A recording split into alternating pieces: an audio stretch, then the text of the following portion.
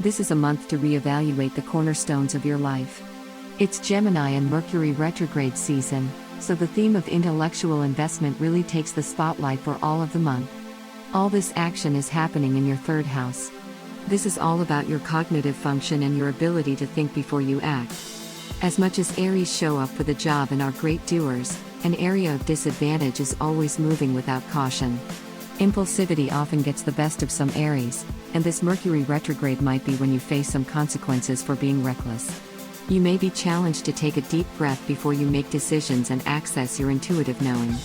The challenge here is differentiating between impulse and intuition. These energies are very similar, but the primary difference here is that one requires patience and being grounded. The relationship between this retrograde and your third house also calls special attention to how you communicate with others. Are you one of those Aries who say things before first thinking of the weight they might have on somebody else? At a time where we are all prone to misunderstandings, it's essential to think of what words you are using to communicate with your peers. You don't want to offend anybody by accident. Even if it is a scenario where the other is clearly wrong, there is no need to be abrasive. Aggression does nothing but starts arguments, it never ends them. On the other hand, this Mercury transit may also be pointing at your dedication to your studies. Whether you are in school or not, life is a continuous learning experience. If you have stopped seeking new knowledge, this transit may push you towards challenging events that will teach you new lessons in a different, and maybe even harsher, manner. Take that learning process into your own hands, and seek new ideas to keep your life fresh and exciting. A saying that's relevant at the time is only boring people get bored.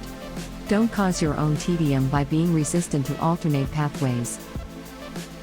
The Saturn-Uranus square happening in your 2nd and 11th house asks you to ponder where you've been investing your time and energy. When it comes to Aries, your vibrant life wants to be scattered everywhere you can get your hands on.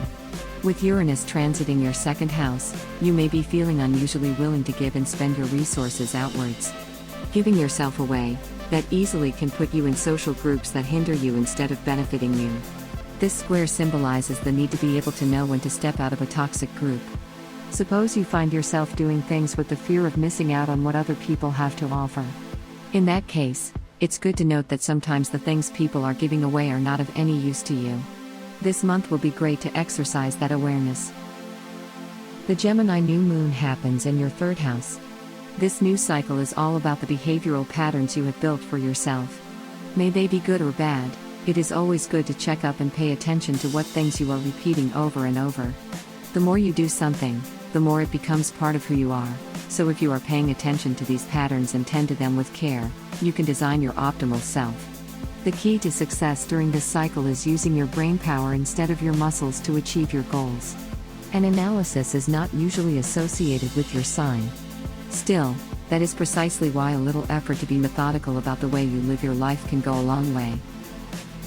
The Capricorn full moon is a more familiar energy to you, Aries.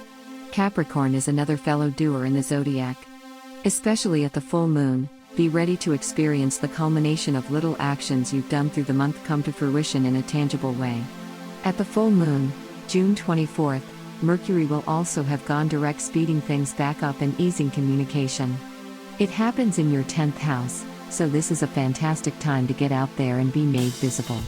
Your hard work will be noticed by whoever is around to see it, which could lead to fantastic opportunities for positive change in your life. This cycle is all about reevaluating and readjusting, and this full moon will be the perfect companion to that task. Get ready for a fresh start, and know that any struggles made apparent this month lead to something great. The way to deal with it at the moment is to take it slow and breathe. Thank you so much for watching. Please give us a thumb up if you liked the video. Subscribe our YouTube channel not to miss the next video horoscope. Visit our website GoToHoroscope.com where you can find actual horoscope for today. Download our apps from Google Play and App Store to have your daily horoscope always on hand.